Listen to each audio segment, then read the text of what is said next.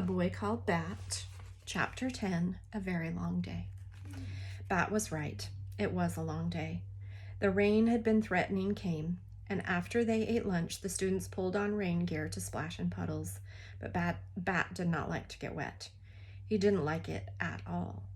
It made his clothes feel sticky and itchy and uncomfortable. Mr. Grayson knew that Bat didn't like to get wet. So even though the Saw Wet School philosophy said that students should go outside, rain or shine or snow, he asked Bat, "Would you like to spend recess helping me clean Baby Cake's enclosure?"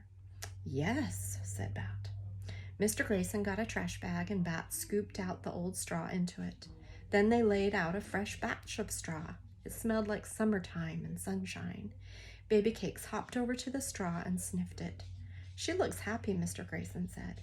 "She looks exactly the same as she always does," Bat answered.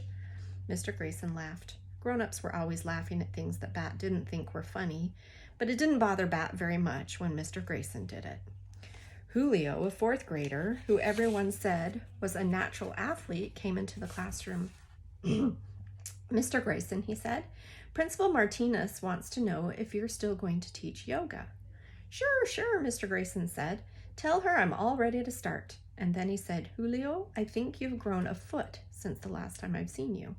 Julio shrugged. "Not that much," he said, "but I've grown an inch since winter break." "I'm not surprised," Mr. Grayson said. "That was 3 months ago."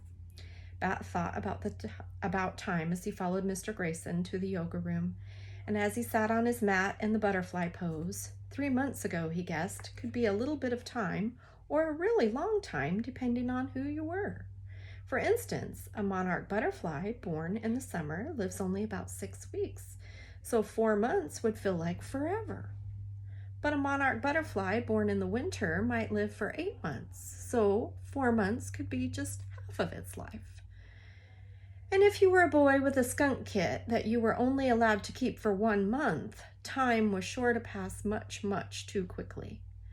Bat considered telling Mr. Grayson about the life cycle of the monarch butterfly, but the teacher was busy unlacing his orange high tops and getting ready to lead the group in yoga. He decided he would have to talk about monarch butterflies with Mr. Grayson later. But the right later never happened. After yoga, they went back to the room for reading circle. After reading circle, they worked on their volcano projects, which Bat had not been looking forward to. Groups of 4 kids had to work together to build a volcano. Mr. Grayson called it collaborative art. Bat did not like collaboration. He liked to do things by himself. That way, if something didn't turn out the way he wanted it to, there was no one else to be mad at. And if he wanted to take it apart over and over, no one could tell him that he couldn't. Mr. Grayson wouldn't let Bat be a group of 1. The problem was that no one else in the group seemed to care as much as Bat did.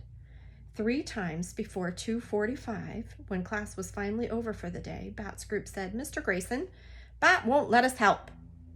"I don't need help," Bat told Jenny when she complained for the 2nd time. "It's a group project," she said. "You have to let us help." Israel, who was in Bat's group, kept asking him all kinds of annoying questions like, "Hey, Bat, do you think the lava is red enough?" And, "Bat, can you pass me the paste?" Bat ignored the lava question, but about the paste he said, "Glue works better than paste. The paste gets all weird and flaky when it dries." "Okay," said Israel, "pass me the glue then." "I'm using the glue," Bat said. Things would go much more smoothly, Bat thought, if the other kids would stop asking questions and interfering and just let him get on with the job. By the time Miss Kiko rang the bell at the end of the hallway, Bat's left eye felt twitchy. All he wanted to do was climb into Mom's car and go home to his own room. But when he walked outside, he didn't see Mom's burgundy station wagon. Instead, he saw Dad's yellow sports car, and he remembered with a heavy sigh that today was an every other Friday, so he wouldn't get to see his own room or the baby kit for 3 long days. If Bat were a mayfly, he wouldn't even live that long.